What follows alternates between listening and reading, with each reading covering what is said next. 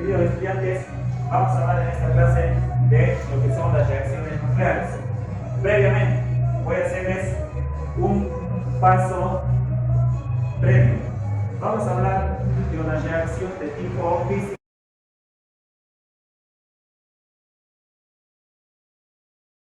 o de fenómeno físico. ¿Sí?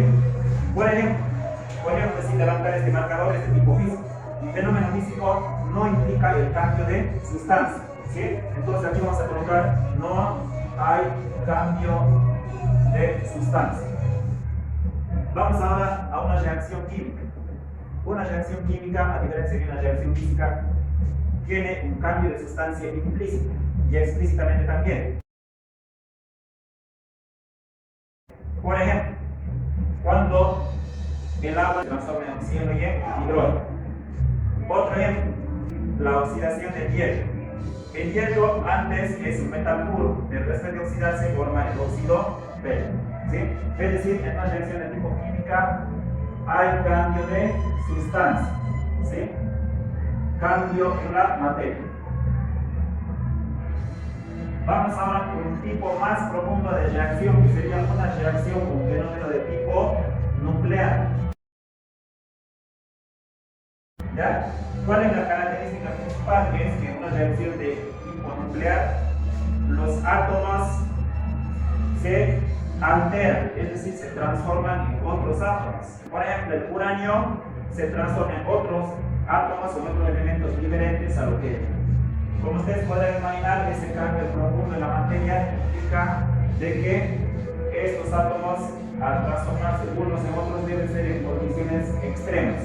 Por ejemplo, puede ser una presión extrema y un calor extremo también.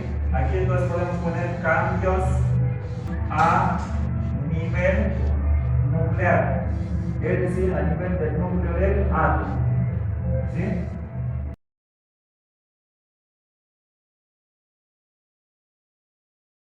De la fisión nuclear, por ejemplo, en una bomba atómica ocurre de que el uranio se rompe, vale decir, el núcleo del uranio se rompe y se transforma en otros elementos más livianos. Ahora vamos a ver el caso opuesto, el que ocurre en el núcleo del Sol. ¿Sí? ¿Y a qué me refiero? En que elementos más pequeños, por ejemplo el hidrógeno, el tritio y el deuterio, se unen y forman un elemento más pesado denominado helio. ¿Sí? Es decir, en la fusión nuclear los elementos se unen en uno solo y forman un nuevo elemento más pesado que el anterior. ¿Sí? Esto tiene como consecuencia enormes cantidades de energía. ¿Sí? Y eso es justamente lo que hoy en día buscan las grandes empresas y las grandes potencias. Tener un sol artificial, por decirlo así, ¿para qué? Para tener energía infinita. ¿Sí?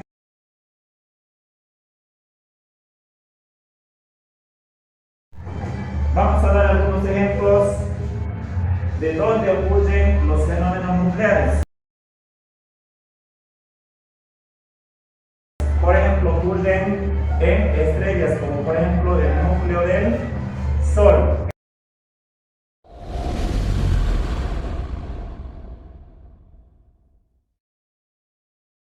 Esto sería un ejemplo, núcleo del Sol. Otro ejemplo podría ser en una bomba atómica. ¿Sí?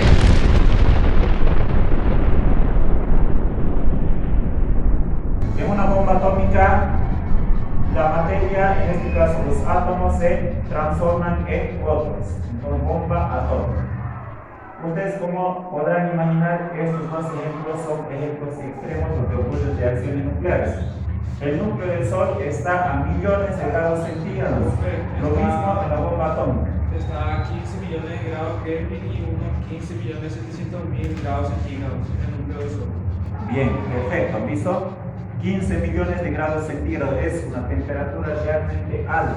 Para nuestros sentidos no se puede percibir, no podemos tener idea de cuán caliente es el núcleo del Sol para que ocurra, evidentemente, una reacción de tipo nuclear.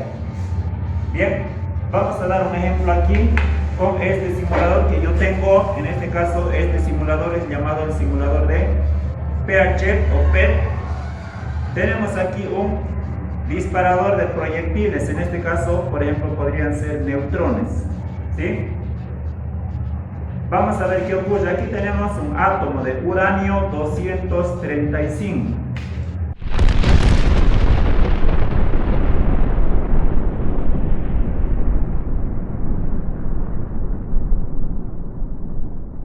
Si nosotros podemos ver aquí este átomo, como ustedes pueden ver ahí está vibrando, fíjense, es porque el uranio, sus átomos son radiactivos. ¿Qué quiere decir eso? Son inestables, que pueden emitir radiación, ¿sí? Está para un pequeño toque y esto se va a desintegrar, ¿ya? Vamos a ver. Entonces aquí vamos a dispararle un proyectil. Como ustedes pueden ver, el átomo se ha alterado y se ha partido en dos, ¿sí? Entonces, ¿qué quiere decir eso? Que el uranio, mejor dicho, se ha dividido en núcleos hijos. Interesante para poder ver. Vamos a ver ahora, en este caso, vamos a reponer los núcleos. Nuevamente, fijémonos aquí, son unos pocos elementos que se pueden descomponer de una manera fácil, ¿sí? Entre ellos está el uranio. Por eso es que los países, para querer tener su bomba atómica, deben necesariamente tener fuentes de uranio, ¿ya? Otros elementos no son elementos que van a ser radiactivos. Por ejemplo, vamos a poner el oxígeno. El oxígeno fácilmente no se va a romper. Bien, vamos a continuar ahora haciendo una reacción en cadena. Vamos a completar un número muy grande de uranio para que podamos tener una reacción en cadena.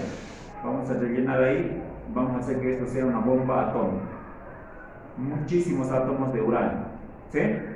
Esto ya está listo para poder producir una bomba atómica. Voy a disparar un neutrón y fíjense, se ha dado una reacción en cadena. Eso se le denomina reacción en cadena, ¿sí? Todos los átomos de uranio se están rompiendo y se están transformando en otros. Aquí en este caso tenemos un ejemplo de lo que ocurre en una bomba atómica.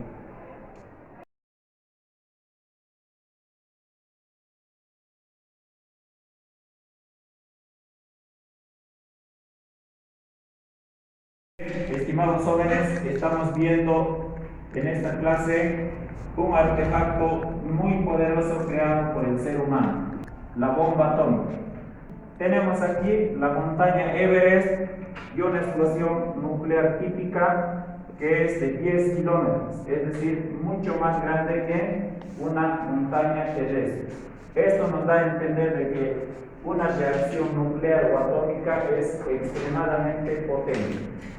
Vamos a explicar ahora en qué consiste una reacción nuclear. Para ello voy a activar este simulador para que ustedes puedan entender. Aquí tenemos un núcleo de uranio. Dijimos de que el uranio previamente es uno de los pocos elementos que pueden desintegrarse y provocar una bomba atómica. Vamos a bombardear este núcleo de uranio. Como podemos ver, ese núcleo de uranio se divide, ¿sí? ¿Eso qué quiere decir? Que este núcleo de uranio es extremadamente inestable. ¿Y por qué motivo es inestable? Porque, entre otras características, es muy pesado, ¿sí? El uranio es uno de los elementos más pesados que existen. Como ustedes pueden ver, está muy inestable, se está moviendo de un lado a otro. Y aquí tenemos un proyectil. En este caso vamos a lanzar un proyectil y vamos a ver de que ese núcleo de uranio se va a romper. Los que están de rojo vendrían a ser los protones y los que están de negro o de gris son los neutrones. Voy a lanzar mi proyectil y fíjense, el núcleo de uranio se rompe. Vamos a ver ahora una reacción en cadena. La reacción en cadena es la base de una bomba atómica. Si yo lanzo el proyectil y le rompo este núcleo de uranio, pero no va a ocasionar una bomba atómica, porque si es simplemente un solo átomo, si se rompe no va a tener mayor repercusión. Para que pueda ocurrir eso, tiene que existir muchos miles de átomos de uranio para que recién puedan formar una bomba atómica. Esta cantidad se denomina cantidad crítica o uranio enriquecido. Entonces voy a enriquecer a este uranio para que pueda provocar una reacción en cadena. Colocar aquí muchos núcleos, estoy aumentando el número de núcleos lo máximo que me da el simulador, y con mi proyectil voy a intentar romper. Fíjense, ahí está la reacción en cadena, ¿sí? Unos núcleos chocan con otros y prácticamente se da una explosión, y ahí estaría el resultado en una bomba atómica.